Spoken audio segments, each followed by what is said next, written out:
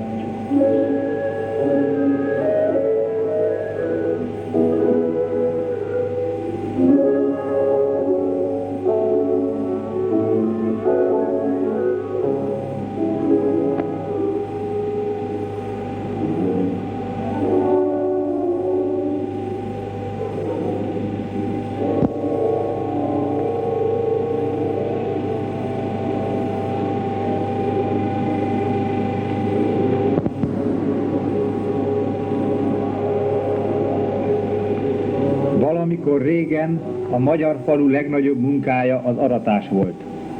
Ilyenkor a falu szinte teljesen kihalt volt, mert minden munkás kézre szükség volt a határban. Az aratók felszerelése a legegyszerűbb volt. Kasza, sarló és gerebje. Ugyanilyen egyszerű volt az élelmük is. Kenyér, szalonna, uborka, szilvalekvár és hideg víz.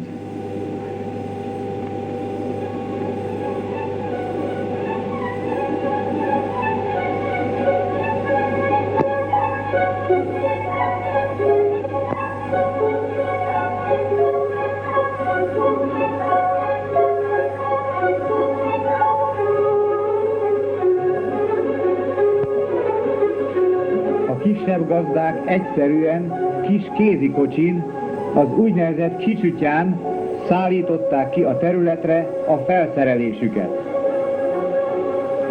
Gyalogszerrel közelítették meg a földecskéjüket, mert nem volt módjuk arra, hogy fogatot tartsanak.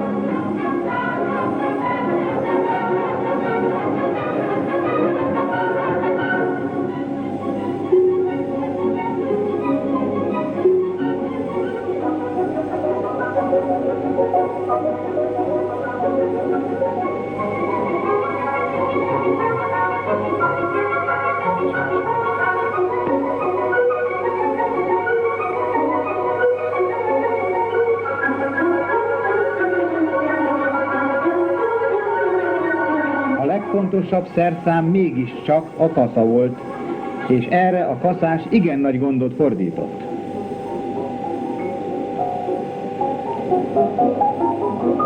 Indulás a határba, hogy azt az egy-két holt termésüket learassák. Odakint várta őket a tikkasztó meleg és az aratás megfeszített munkája.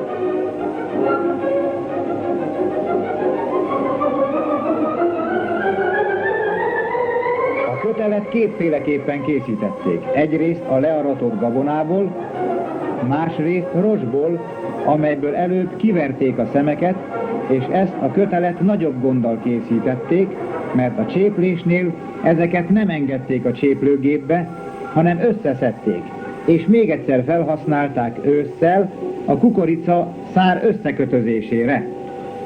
Nagy fizikai munkát, megerőltetést követelt ez a munka, hogy az aratás időben el tudjon készülni. Más segítségük nem volt. Minden munkát ketten kellett elvégezniük.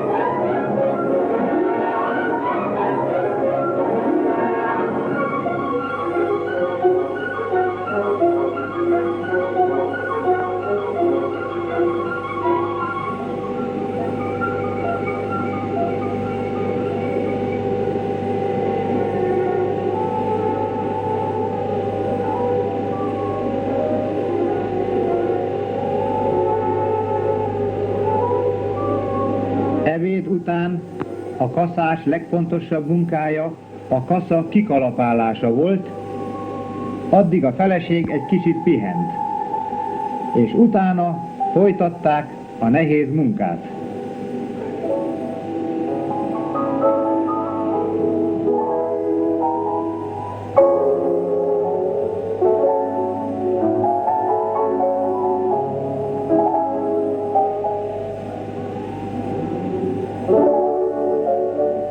Készül a kötél a rozsból odahaza a háznál.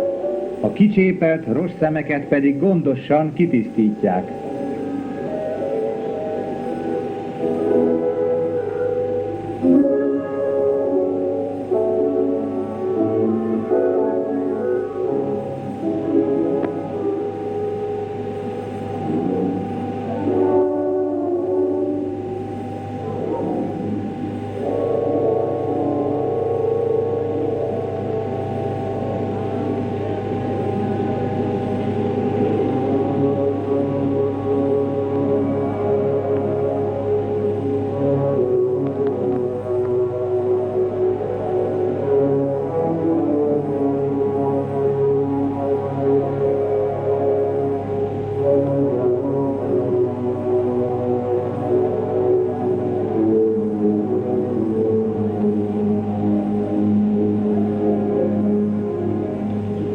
A nagyobb gazdák úgynevezett részes aratókat fogadtak, mert az előbb látott módon nem tudták volna a 20-25 vagy ennél nagyobb holt termésüket learatni.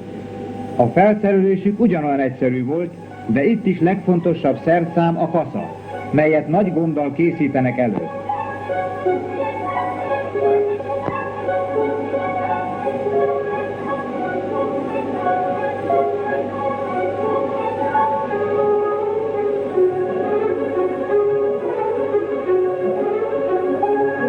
Ruházatuk a régi hartai népviselet volt.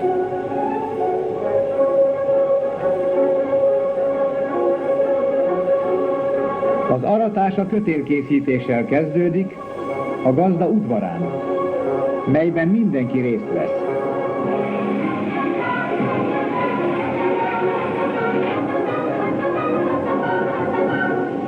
Jön a gazda, ellenőrzi a kötél minőségét.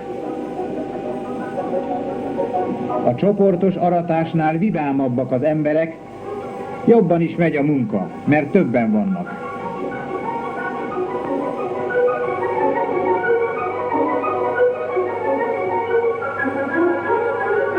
Általában szekérrel vitték ki az aratókat a határba, vasárnap délután, mert hétfőn hajnali 2 órakor már elkezdték a munkát.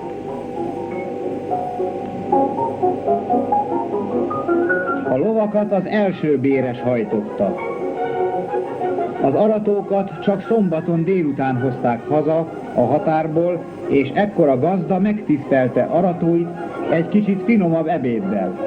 Egyébként az aratók hétközben önmaguk főztek, ahogy tudtak.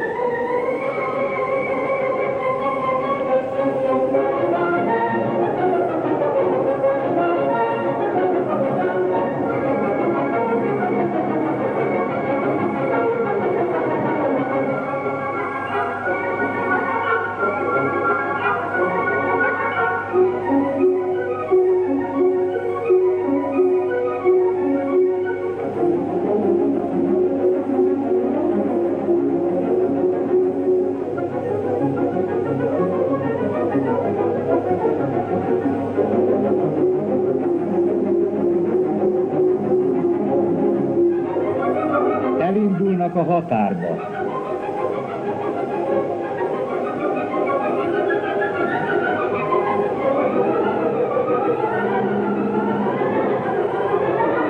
Még találkoznak a kis gazdával, aki maga húzza a kiskocsiját.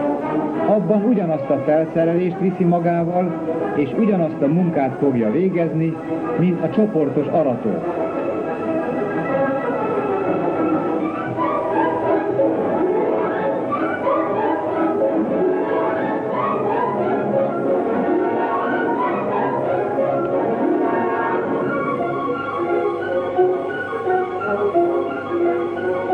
Amikor az aratás befejeződött, akkor kezdődik a részelés. Minden 9. vagy 10. keresztet tartósan megjelölnek, mert ez az aratók része. Ezeket a kereszteket külön hordják, külön asztakba rakják, és külön csépelik el. És ezen osztozik a munkacsapat, a gazda rendszerint a munkacsapat vezetővel, akit bandagazdának hívtak, végzi ezt a munkát, és ezzel végzi a keresztek kiszámolását is, mert ő az aratók, valamint a gazda bizalmi embere. Egy-egy kereszt körülbelül 50-60 kg búzát tartalmaz.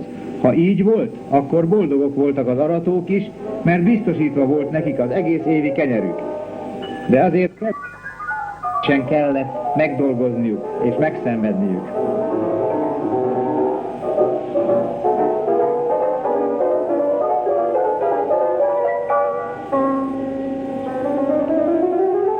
Ezután következik a behordás. Az asztagrakást mindig a gazda végezte, mert ezt a munkát a maga idejében nagyon precíz munkának tartották, mert ha nem jól rakták, akkor beázott, és a termés nagy része tönkrement. Az aratók rendszerint segítettek a gazdának a behordásban is, a gazda feladata az is, hogy vigyázzon arra, hogy egy kalás sem menjen veszendőbe. Az asztakban a gabona addig várt, amíg a cséplőgép meg nem érkezett, amely sorra vette az egész határt, és minden gazdának elcsépelte a termését egymás után.